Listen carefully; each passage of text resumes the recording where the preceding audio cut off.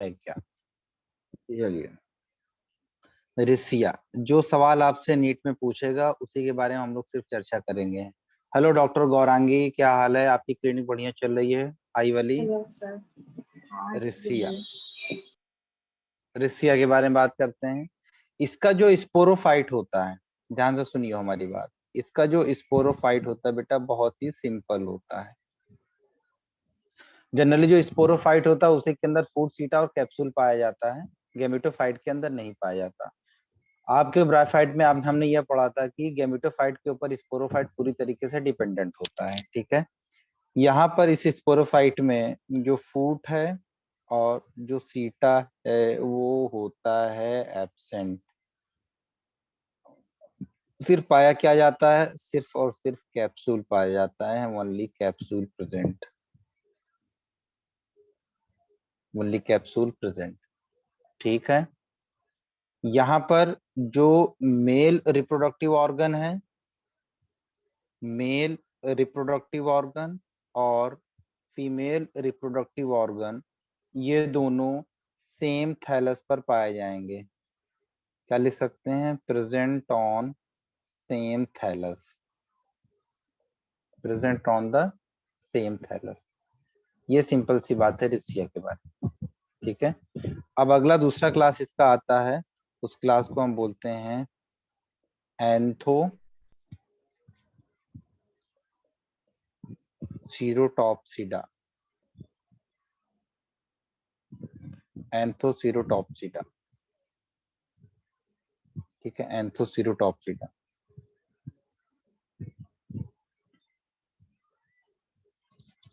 एंथोसीरोटॉप्सिडा को हम क्या बोलते हैं, जल्दी बता दो। कॉमन नेम क्या है इसका?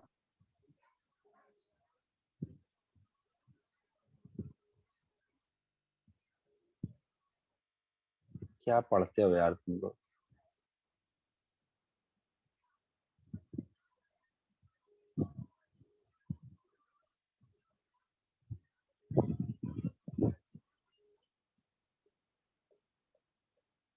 ये नहीं कहा जाता इसको? onwards, onwards, onwards. onwards. तब इसका जो स्पोरोफाइट होता है, इसका जो स्पोरोफाइट होता है, उसके स्पोरोफाइट में सिर्फ कैप्सूल और फूड पाया जाता है। इस तरीके से ये कैप्सूल हो गया, ठीक है, और ये हो गया इसका फूड।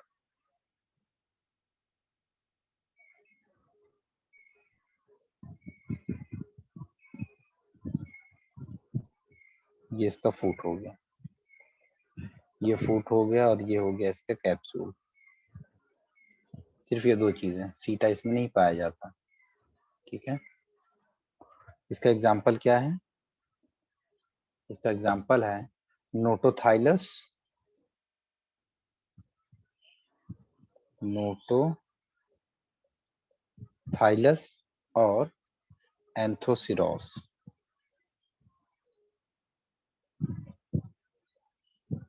नोटोथाइलस और एंथोसिरोस, ठीक है। जैसे स्केल्स आपने देखे थे लास्ट वाली क्लास में, मार्केंशिया वगैरह में, इसमें स्केल्स जो होती है बेटा वो एब्सेंट होती है। दूसरी बात, इसमें जो राइजोइड्स होते हैं, इसमें राइजोइड्स यूनिसेलुलर और अनब्रांच्ड होते हैं। यूनिसेलुलर होगा और अनब्रांच्ड होगा।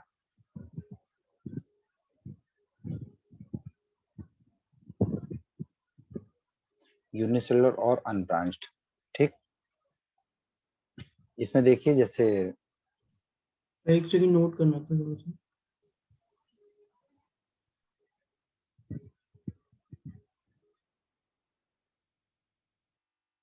Done sir.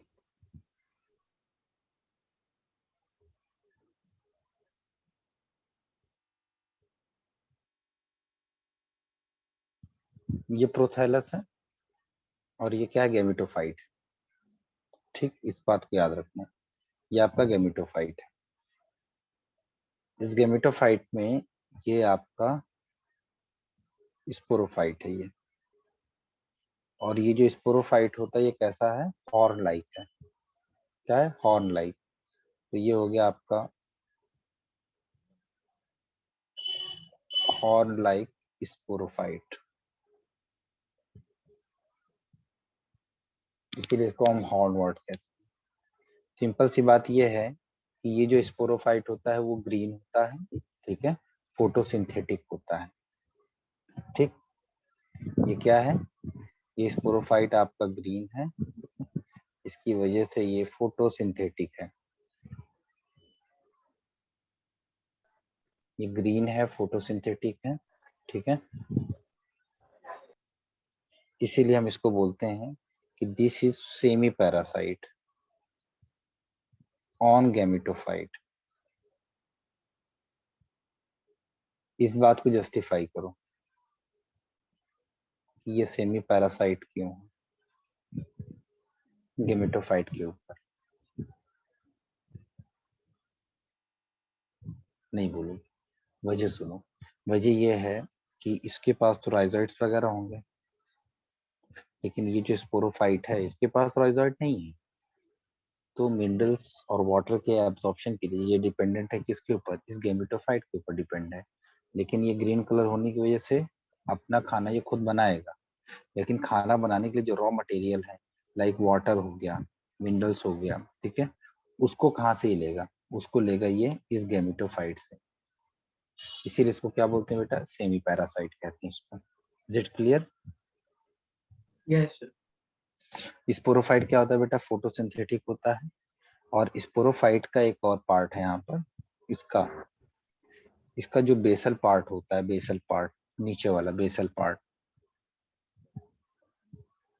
इस बेसल पार्ट के अंदर एक स्पेशल टाइप की सेल्स पाई जाती है जो कि हमेशा डिवाइडिंग सेल्स होती हैं। उन डिवाइडिंग सेल्स को हम बोलते हैं मेरिस्टेमेटिक सेल्स। उनको हम कहते हैं मेरिस्टेमेटिक सेल्स, ठीक है। इन मेरिस्टेमेटिक सेल्स के अंदर एक्टिव सेल डिवीजन होता है।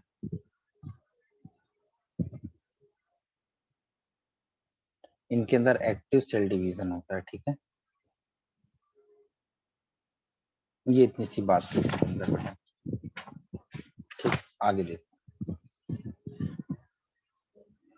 हो गया ये। Yes sir. नेक्स्ट है आपका ब्रायोप्सिडा या मॉसेस।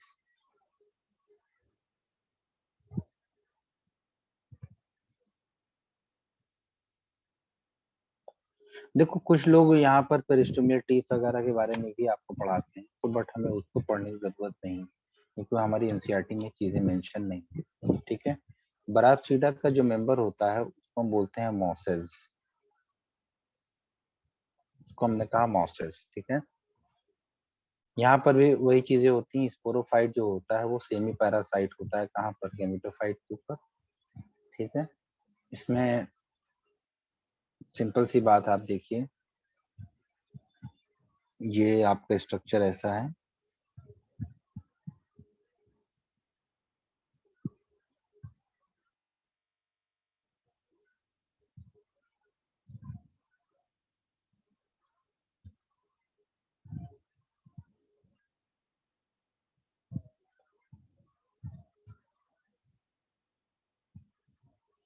ये चीज है। और यहाँ पर ये लीफ लाइक स्ट्रक्चर है ये।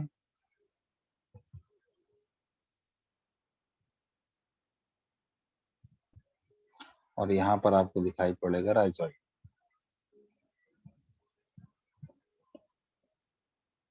ठीक है, ये राइजोइड। ये हो गया आपका राइजोइड। और ये जो है स्टेम एक्सिस हो गया। और ये जो है आपका लीफ लाइक स्ट्रक्चर हो गया, ठीक है। और ये जो प्लांट बॉडी है इसको हम बोलते हैं स्पोरोफाइट, ठीक। ये क्या, स्पोरोफाइट। इसको थोड़ा सा हम इलेबोरेट करके जब देखेंगे, तो इसको हम जब ओपन करेंगे तो हमें ये चीज दिखाई पड़ेगी, बहुत कायदे से देखना। ये इसके अंदर आपको टीथ की 2 रोज दिखाई पड़ती है, ये। और टीथ कितना होता है मालूम है? 32। जैसे आपके मुंह में दांत होते हैं 32 होते हैं, 16 ऊपर 16 नीचे, तो हर रो में होते हैं टीथ। और इन टीथ को हम बोलते हैं पेरिस्टोमियल टीथ। पेरिस्टोमियल टीथ कहते हैं। और इनका काम क्या होता है? Helps in release of spores.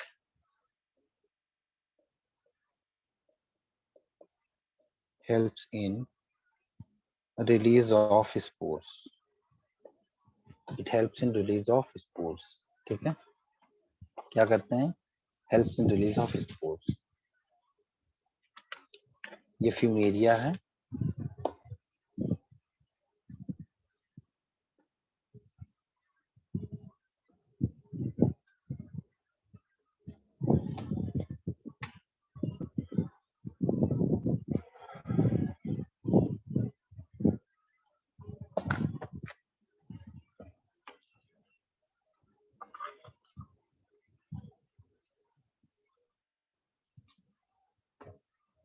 कुछ और पॉइंट्स लिख लीजिए मॉसेस के बारे में। मॉसेस के बारे में पॉइंट्स आप लिए हैं कि इनकी जो हाइट होती है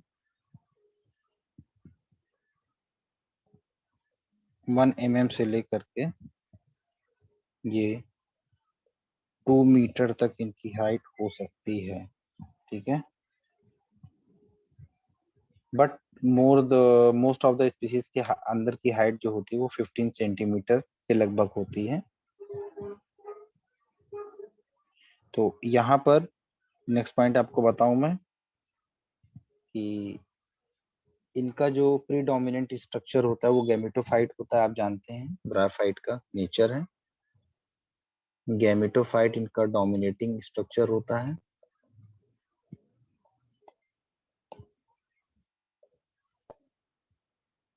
डोमिनेटिंग स्टेज होता है।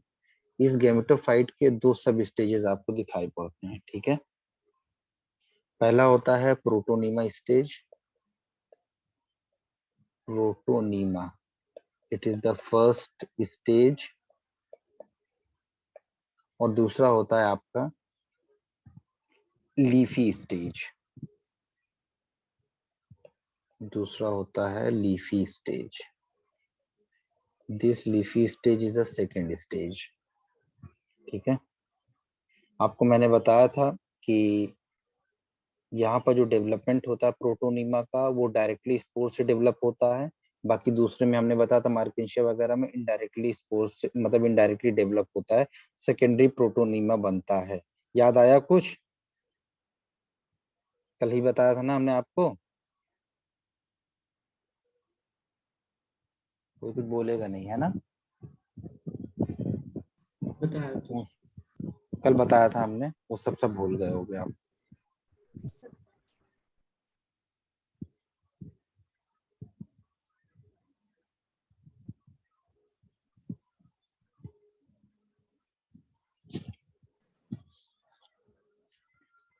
चलिए,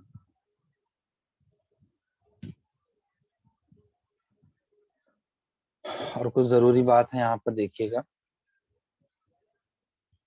फ्यूनेरिया को हम और क्या बोलते हैं बेटा? फ्यूनेरिया को हम बोलते हैं ग्रीन मॉस।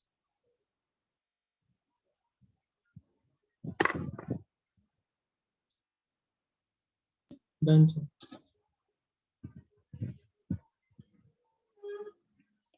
मॉस का मतलब होता है फ्यूनेरिया। और ये जो फ्यूनेरिया है इसको हम और क्या बोल सकते हैं बेटा? ग्रीन मॉस, कॉर्ड मॉस या कॉमन मॉस। ग्रीन मॉस,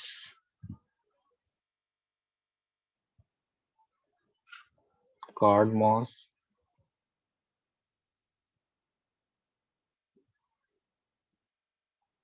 या कॉमन मॉस। ठीक है, यहाँ पर इसका जो ये प्रोटोनीमा स्टेज होता है, ध्यान से सुनना हमारी बात। ये जो इसका प्रोटोनीमा स्टेज होता है, ठीक है, ये प्रोटोनीमा स्टेज रिप्रेजेंट करता है एल्गल एंसेस्ट्री को। किसको? Algal ancestry. अब आप बताइए कि एल्गी ज्यादा एडवांस है, बताइए एल्गी एडवांस है या ब्रायोफाइट एडवांस है?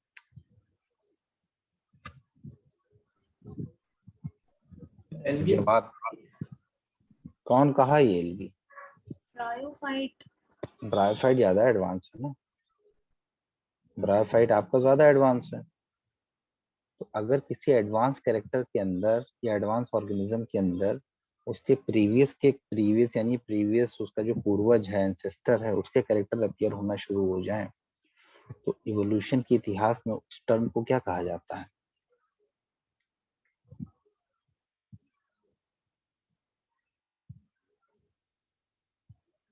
मैंने कहा कि किसी एडवांस ऑर्गेनिज्म में एंसेस्टर कैरेक्टर डेवलप हो जाए तो इस फिनोमिना को हम क्या बोलते हैं?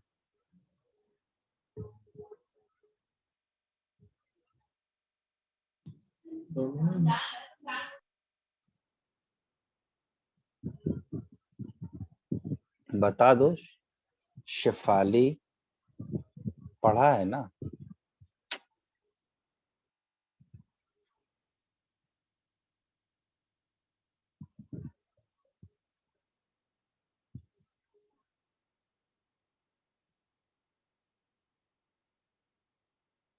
शायद मसूद सर ने नहीं पढ़ाया है ना, एविडेंसेस ऑफ द इवोल्यूशन,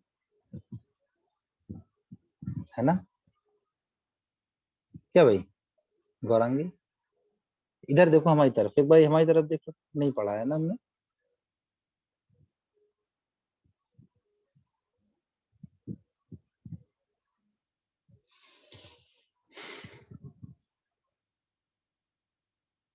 क्या कहा जाए?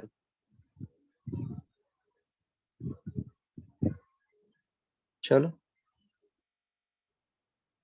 ब्रायोफाइट खत्म हो गया। कुछ पॉइंट्स और हैं इसके इंपॉर्टेंट बता देते हैं। ब्रायोफाइट्स हैव दी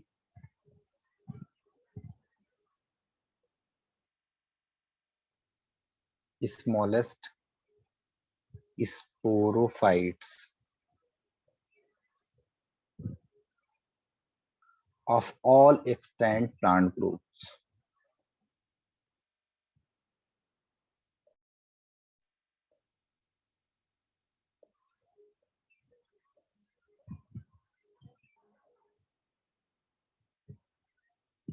ठीक है,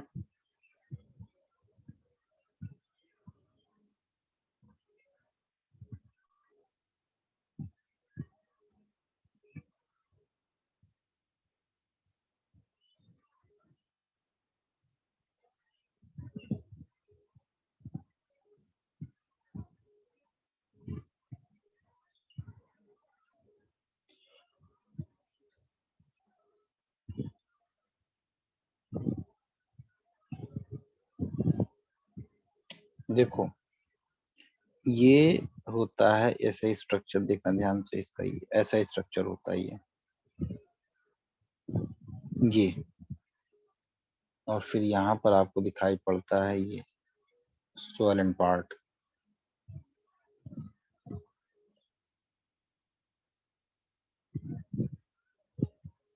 ठीक है, ये स्वोलन पार्ट आपको दिखाई पड़ता है।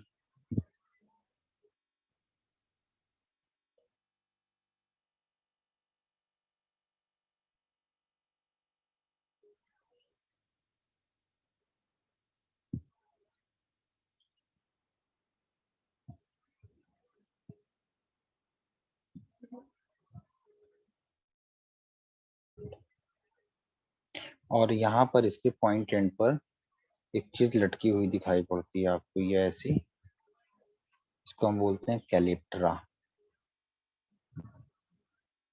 ये क्या है? कैलिप्ट्रा। कैलिप्ट्रा किस में दिखाई पड़ता है पता है? कैलिप्ट्रा दिखाई पड़ता है आपके इमेच्योर स्पोरोफाइट में। जब ये मैच्योर में कन्वर्ट होता है तब यहाँ से कैलिप्ट्रा क्या हो जाता है बेटा? रिमूव हो जाता है। ये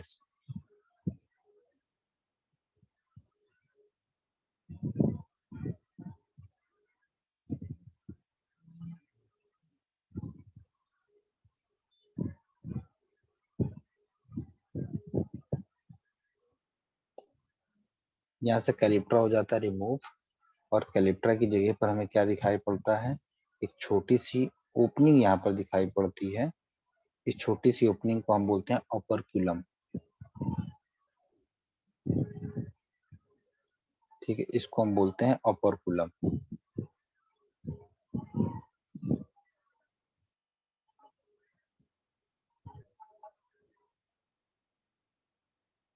ये ओपर्क्यूलम है। ठीक, जब ओपर्क्यूलम ऐसे खुलता है ना, ऐसे ऐसे, तो यहाँ से आपको ये, इसको जब देखते हैं ना ऐसे बॉल लाइक स्ट्रक्चर ऐसे दिखाई पड़ता है।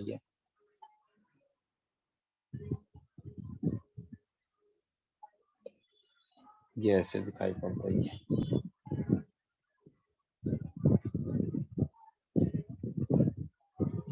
ये ऐसे दिखाई पड़ता है, और इसके अंदर की तरफ, ठीक है, यहाँ पर मार्जिन पर ये टीथ लाइक स्ट्रक्चर दिखाई पड़ते हैं, जिसको हम बोलते हैं पेरिस्टोमियल टीथ। और इसके ऊपर आपको क्या दिखाई पड़ता है बेटा, ढक्कन दिखाई पड़ता है। ये ढक्कन ऐसे दिखाई पड़ता है। ये ढक्कन जो कि ऐसे खुलता है, बंद होता है, खुलता है, बंद होता है, खुलता है, ऐसे बंद होता है। और इसके अंदर से जब ये ओपन होता है, मतलब मान लीजिए कि जब ये ओपन होगा इस तरीके से ये, तो यहाँ से इसके अंदर का स्पोर जो है, वो जो स्पोर है ना, यहाँ से ये बाहर निकलेगा।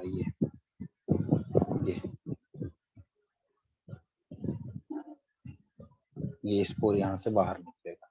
ठीक, तो इसको हम बोलते हैं पेरिस्टोम या पेरिस्टोमियल टीथ हम इसको कहते हैं। ठीक,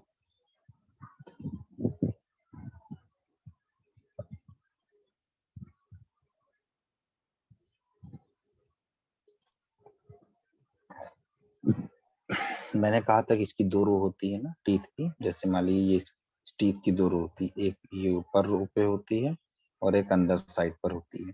जो बाहर की तरफ होती है उसको हम एक्सोस्टोम कहते हैं, और जो अंदर की तरफ होता है उसको हम एंडोस्टोम कहते हैं।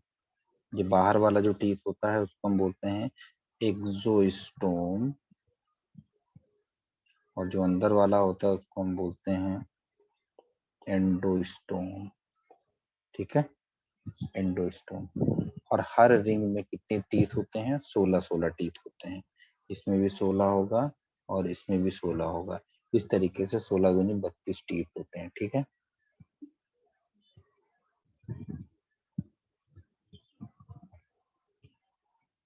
ये जो टीथ है, ये दिखता है जो टीथ, ये टीथ आपका ए सेलुलर है, पहली चीज ये ए सेलुलर है, और कैसा है, डिप्लॉइड।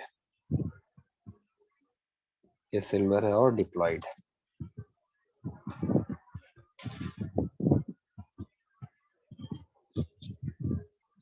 जल्दी से कर लो इसको। Done sir.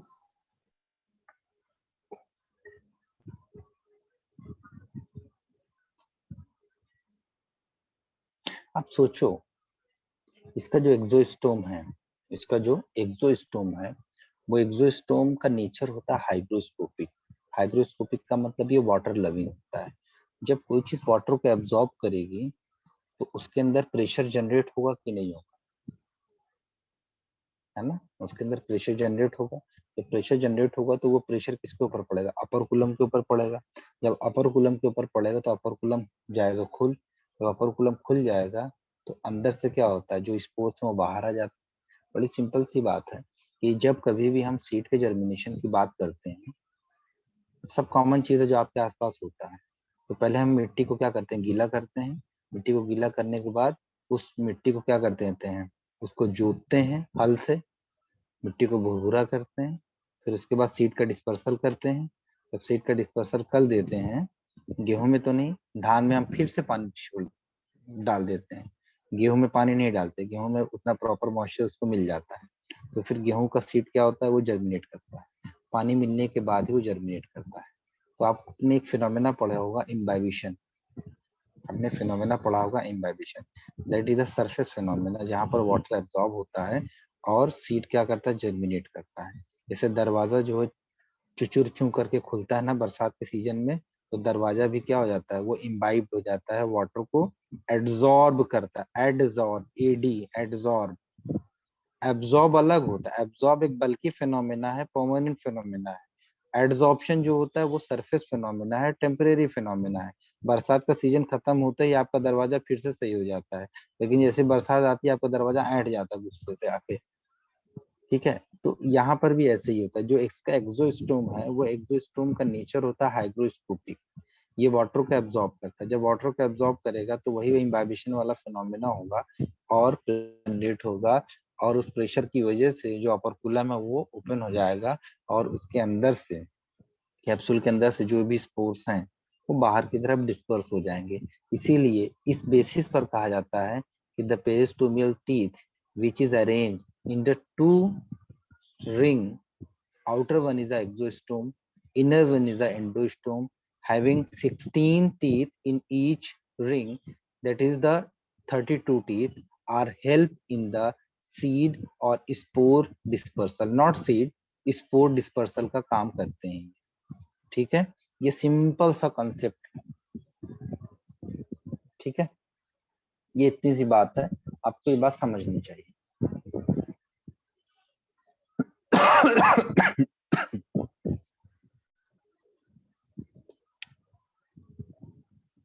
आज हमारा ब्लूटूथ कहीं चला गया है, हम ही ने रखा होगा, लापरवाह आदमी है ना, रख के कहीं भूल गया, इसलिए आज ये वाला काम करना पड़ा। ये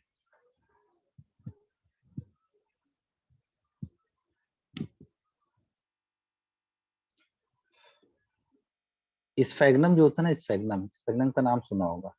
स्फेग्नम के अंदर वाटर एब्जॉर्बिंग कैपेसिटी बहुत ज्यादा होती है। अब वाटर क्या है, आपका लिक्विड है। तो वर्ल्ड वॉर फर्स्ट में in the year of 1880s, ठीक है, वहां से लेकर के वर्ल्ड वॉर वन तक इस स्फेग्नम को हमने वुंड हीलिंग के लिए बड़ा अच्छे से इस्तेमाल किया था।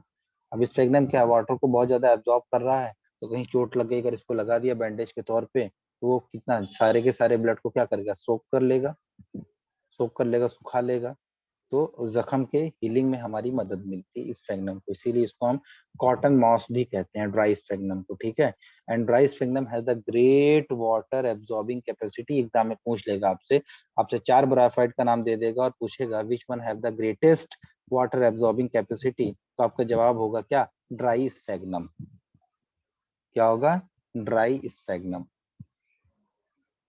तो ये जो आपका ड्राई स्फेग्नम होता है, this dry sphagnum has the greatest या great water absorbing capacity.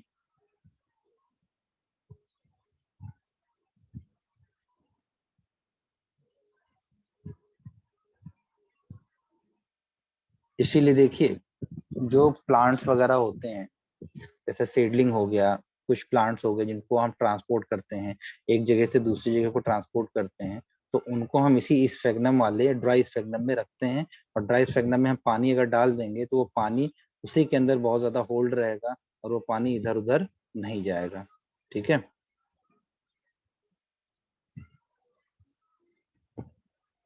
कुछ इंपॉर्टेंट पॉइंट्स आप लिख लीजिएगा ब्राफाइट के रिगार्डिंग। पहला चीज, the term graphite was given by R. Brown। ठीक है, ग्राफाइट के 840 जेनेरा हैं। ठीक है, इसका हमारे जो प्रोफेसर एस श्रीराम कश्यप,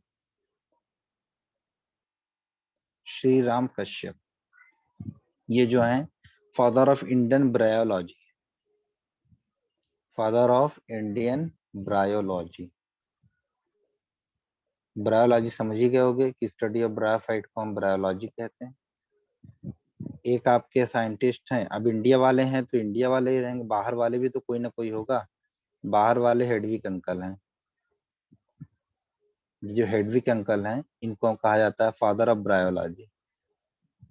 ये हर किसी देश में पाए जाने वाले ब्रायोफाइट के पिताजी हैं, क्योंकि इन्होंने ही जो है इसकी डिस्कवरी की थी, इसके बारे में बताया था। Father of bryology, Hedwig.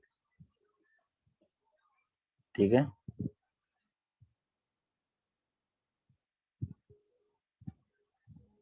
इसके बारे में आपने पढ़ा था कि इसके अंदर जैकेटेड सेक्स ऑर्गन्स होते हैं, ठीक है। इसके अंदर स्केल्स पाया जाता है, ठीक है। फर्स्ट एम्फीबियंस थे। oogamous सेक्सुअल रिप्रोडक्शन इसके अंदर होता है। स्पोरोफाइट गैमेटोफाइट के ऊपर पैरासाइट की तरह काम करता है, ठीक है।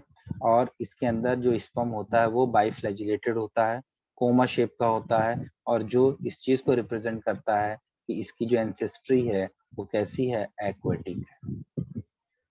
अगर इवोल्यूशन के टाइम से अगर इसको जोड़ा जाए कि आपके ब्रायोफाइट की ओरिजिन कैसी है, तो हम कहेंगे कि इसकी ओरिजिन एक्वेटिक है। क्यों? क्योंकि जितने भी एल्गी होते हैं सब एक्वेटिक हैं।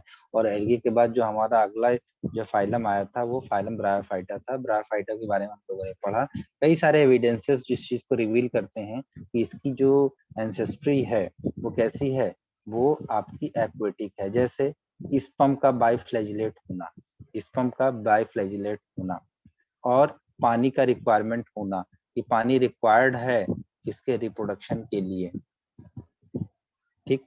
इसलिए इसको हम क्या बोलते हैं बेटा, इसको हम बोलते हैं flagellated sperms. Sperm represent the aquatic ancestry. Flagellated sperm represent the aquatic ancestry, ठीक है। आपका जो वेस्टर्न हिमालय है, western Himalaya is gold mine of liver birds. इस पॉइंट को लिख लेना। ये जो आपका वेस्टर्न हिमालय है,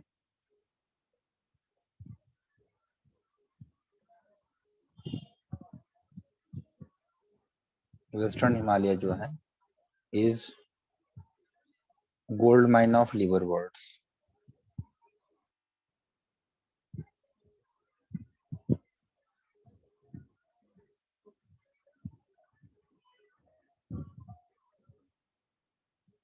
gold mine of liver birds, ठीक है। और आपका जो एक्वेटिक ब्रायोफाइट होता है, एक्वेटिक ब्रायोफाइट होता है, इसका नाम बताइए। इसका एक्वेटिक ब्रायोफाइट होता है आपका रेसिया फ्लूटेंस। रेसिया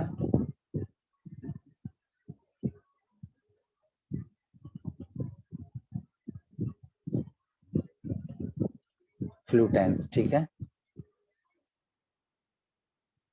और आपका होता है सेप्रोफिटिक ब्रायोफाइट।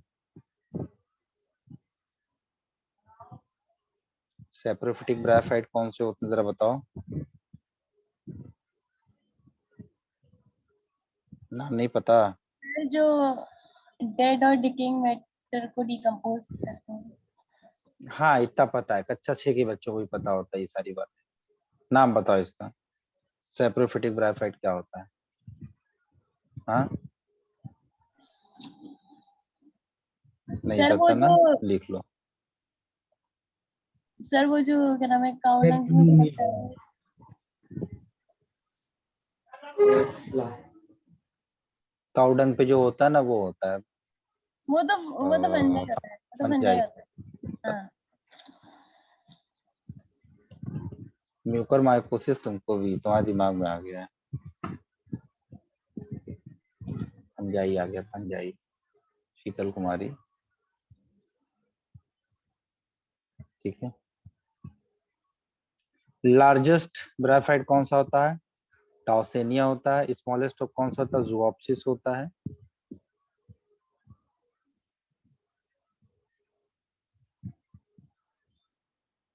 और लार्जेस्ट आर्चिगोनिया ब्रायोफाइट में किसके पास होता है? फिनेरिया के पास होता है, ठीक है।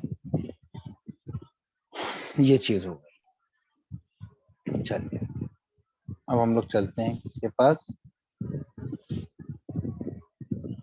NCR. टेरिडोफाइट।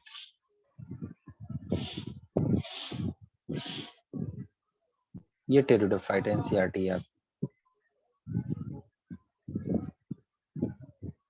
ऑर्नामेंटल प्लांट कहते हैं इनको, ऑर्नामेंटल ग्रुप कहते हैं। होमोस्पोरस होता है, हेटेरोस्पोरस होता है। देखो इधर टेरिडोफाइट्स के बारे में क्या कह रही है हमारी एनसीईआरटी, ध्यान से देखो। कह रही है कि pteridophyte includes horsetails and ferns. इनके पास हॉर्न टेल्स और फर्न्स होते हैं, पहली चीज, ठीक है। ये यूज किए जाते हैं मेडिसिनल पर्पस के फॉर्म पर और सॉइल बाइंडर्स के फॉर्म के लिए यूज किए जाते हैं।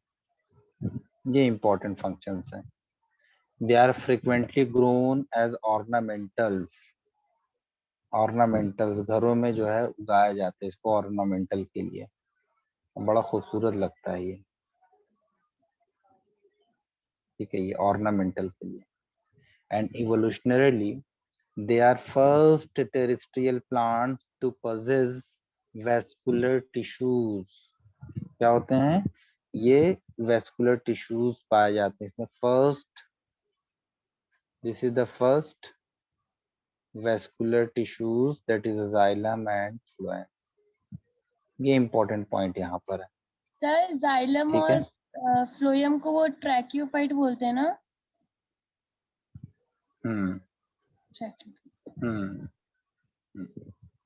You shall study more about these tissues in chapter number 6, that is the anatomy chapter।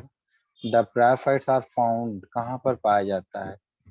Cool, damp, shady place। ठीक है, sandy soil condition में। You may recall that in bryophyte the dominant phase in the life cycle is the gametophyte in plant body। जबकि pteridophyte में क्या होता है? Main plant body is the sporophyte. क्या है? Main plant body is sporophyte. ये याद रखना कि इस टेरिडोफाइट में मेन प्लांट बॉडी हमारी क्या है? स्पोरोफाइट है। जो डिफ्रेंशिएट होता है किसमें? ट्रू रूट में। किसमें? ट्रू रूट में, स्टेम और लीफ में। ये ट्रूली यहाँ पर प्रेजेंट होते हैं। ठीक, these organs possess well differentiated vascular tissues। यहाँ पर वेस्कुलर टिश्यू वेल डिफरेंशिएटेड पाया जाता है। याद रखना, ये सब इंपॉर्टेंट पॉइंट्स, ज्यादा दिमाग लगाने की जरूरत नहीं। ठीक है, अब दूसरी बात यहाँ पर क्या की गई है, इधर देखो। दूसरी बात ये की गई है कि लीफ जो होता है टेरिडोफाइट का क्या होता है बेटा? स्मॉल होता है। स्मॉल लीफ को हम बोलते हैं माइक्रोफिल। स्मॉल लीफ को हम बोलते हैं माइक्रोफिल। ठीक है, किसमें पाया जाता है? सिलेजिनेला में पाया जाता है। और लार्ज वाले को हम क्या बोलते हैं? मैक्रोफिल। ये किसमें पाया जाता है? फर्न में पाया जाता है। ये सब अपनी कॉपी पे शॉर्ट नोट्स के फॉर्म में लिख लेना, नहीं भूल जाओगे। स्मॉल माइक्रोफिल किसमें पाया जाएगा? सिलेजिनेला में पाया जाएगा। और लार्ज जो है मैक्रोफिल किसमें पाया जाएगा? फर्न में पाया जाएगा। ये जो स्पोरोफाइट है आपका, देखो इधर, ये जो स्पोरोफाइट है, स्पोरोफाइट के पास क्या होता है? स्पोरोफाइट के होगा स्पोरेंजिया। क्या होगा इसके अंदर? स्पोरेंजिया होगा यहाँ पे। और ये sporangia subtended by the leaf like appendages called the sporophyll. ये लीफ लाइक अपेंडेजेस होता है, स्पोरोफिल से क्या होता है बेटा? घिरा हुआ रहता है।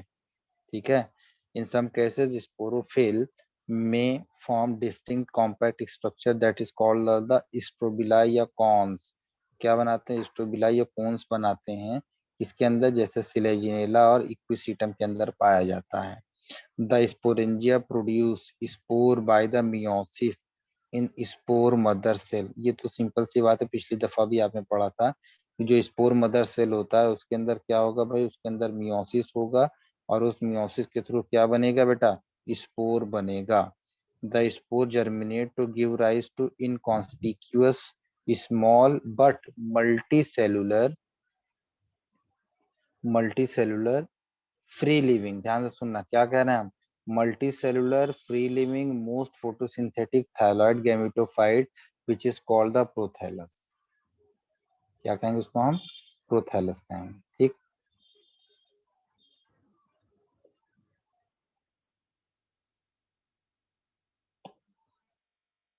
ये प्रोथैलस है। अब दीज गैमेटोफाइट्स, ध्यान से देखिए, ये जो गैमेटोफाइट है ये क्या रिक्वायर्ड है इसको? बताइए। इसको रिक्वायर्ड है cool damp shady place to grow because of this specific restricted requirement. याद रखना, कैसा रिक्वायरमेंट है ये? रेस्ट्रिक्टेड रिक्वायरमेंट है ये। कंपलसरी है मतलब ऑब्लिगेटरी है ये। अगर ये इन्वायरमेंट नहीं मिलेगा तो ये ग्रो नहीं करेगा बिल्कुल भी। And the need for water for fertilisation. The spread of living pteridophyte is limited. क्या होता है? जब स्प्रेड होता है मतलब इसका जो फैलाव है, वो कम होगा, क्योंकि भाई रेस्ट्रिक्टेड है। इसको फर्टिलाइजेशन के लिए पानी भी चाहिए, ठीक है। इसको ग्रोथ होने के लिए क्या चाहिए, इसके ग्रोथ के लिए आपको चाहिए dam, pool and shady places चाहिए इसको, ठीक है। ये तमाम चीजों के बारे में आप समझिए। इसीलिए देखिए, आपके लैंड एरिया पर, टेरेस्ट्रियल एरिया पर हर जगह पानी अवेलेबल नहीं है, हर जगह मॉइस्ट और जो है शेडी प्लेसेस नहीं है, हर जगह कूल प्लेसेस नहीं है। इसलिए इसका जो ग्रोथ है, इसका जो स्प्रेड है, इसका जो फैलाव है, वो जो है लिमिटेड है। वो क्या है, लिमिटेड है। इसीलिए टेरिडोफाइट की बहुत ज्यादा वाइड स्प्रेड वैरायटी नहीं मिलती है हमको। समझ में आई बात? आगे क्या कह रहे हैं हम? आगे हम कह रहे हैं, देखिए ध्यान से, कि बेटा restricted to narrow geographical region. इसीलिए ये नैरो जियोग्राफिकल रीजन में ये पाए जाते हैं, बहुत ज्यादा हर जगह पर नहीं पाए जाते। एसर्शन रीजन टाइप का सवाल आपका यहाँ पर बन सकता है। द गैमिटोफाइट, जो गैमिटोफाइट होता है बेटा, बियर करता है मेल और फीमेल सेक्स ऑर्गन। मेल और फीमेल सेक्स ऑर्गन को, मेल वाले को हम बोलते हैं एंथ्रीडिया। मेल वाले को क्या बोलते हैं बेटा, एंथ्रीडिया। और फीमेल वाले को हम क्या बोलते हैं, आर्चिगोनिया, ठीक है। मेल वाले को हम एंथ्रीडिया कहते हैं, फीमेल वाले को आर्चिगोनिया कहते हैं। And water is required for the transfer of antherozoid, मतलब ये जो मेल गैमीट होता है, जो स्पर्म होता है, उसके लिए वाटर की रिक्वायरमेंट बहुत जरूरी है। The male gamete released from the antheridia, male gamete antheridia से रिलीज होता है to the mouth of archegonium, archegonium के पास पहुंचता है। Fusion of male gamete with the egg present in the archegonium results in the formation of the zygote, and zygote thereafter produces a multicellular, well differentiated sporophyte, which is the dominant phase of the pteridophyte. क्या है आपका ये जो sporophyte है, sporophyte is the dominant phase of the pteridophyte. ये pteridophyte का dominant phase है, ठीक। Majority of the pteridophytes, all the spores are similar kind. सभी स्पोर्स कैसे होते हैं, सिमिलर काइंड के होते हैं। Such plants are called the homosporous, मतलब जिसके स्पोर्स कैसे होते हैं, एक जैसे होते हैं, उनको हम होमोस्पोरस कहते हैं। जैसे किसके अंदर पाया जाता है, ये पाया जाता है आपके सिलेजिनेला में, सेल्विनिया में, सिलेजिनेला और सेल्विनिया में ये पाया जाता है। होमोस्पोरस कंडीशन किसके अंदर होती है, सिलेजिनेला और सेल्विनिया में। लिख लेना कॉपी में अलग से, होमोस्पोरस कंडीशन किसमें पाई जाती है, जिसमें स्पोर्स एक जैसे बिल्कुल होते हैं। वो आपके कौन से होते हैं बेटा, सिलेजिनेला और सेल्विनिया। और दूसरा आपका होता है, एक मिनट सॉरी, यहाँ पर सिलेजिनेला और सेल्विनिया के बारे में कहा था, which producers two kinds of spores, macro and micro, are known as the heterosporous, ठीक है। आपको होमोस्पोरस अलग है, सेल्विनिया और सिलेजिनेला आपका हेटेरोस्पोरस है। The megaspore and microspore germinate to give rise to the female and male gametophyte, ठीक है। इतनी सी बात आप समझिए। अब ये तो एनसीईआरटी हमने स्टडी कर ली। बाद इसके हम आपको बताएंगे कि क्या है हमारा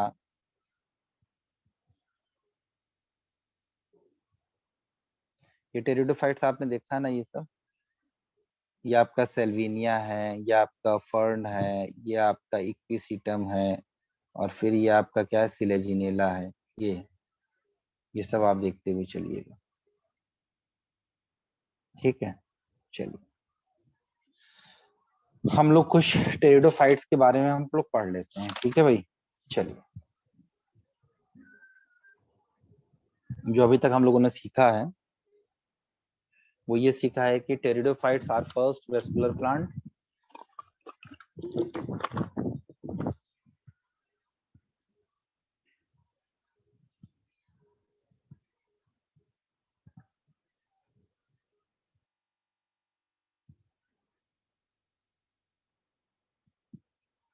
टेरिडोफाइट्स आपका first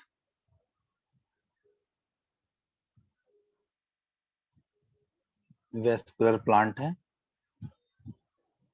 it is the first vascular plant, it is the first land plant evolve during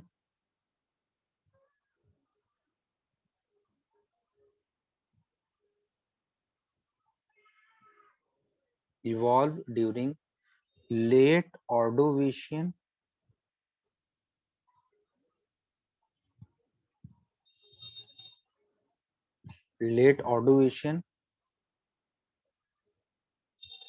to early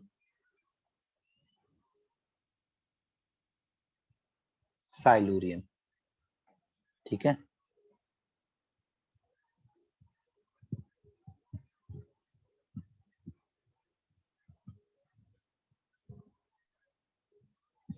सारे कैरेक्टर्स हम लोगों ने तो पढ़ ही लिए हैं। आपको मैं बता दूं एक्वेटिक टेरिडोफाइट्स कौन कौन से होते हैं।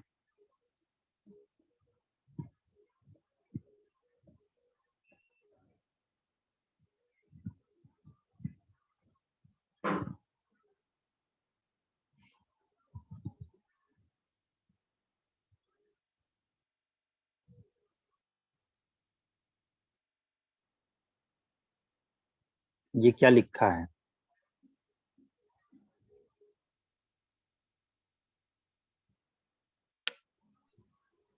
SIMA। किसी महिला का नाम है ना ये?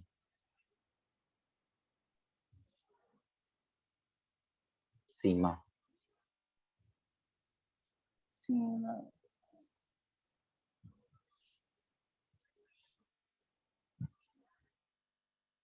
सीमासी। सीमासी, मासी को देखो, सीमासी। ठीक है, या इसी का दूसरा वर्जन आप लिख सकते हैं maxi.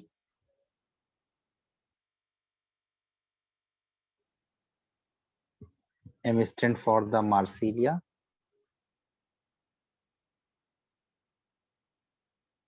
Marsilia, Azolla,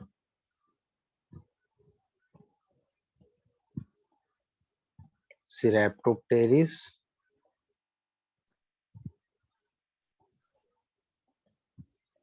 Salvinia, Isoids। ये आपके कैसे हैं? Aquatic pteridophytes.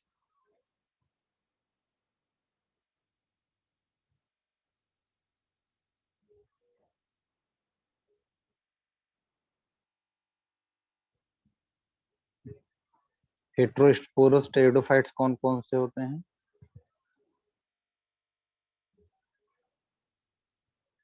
हेट्रोस्पोरस टेरिडोफाइट्स कौन कौन से होते हैं?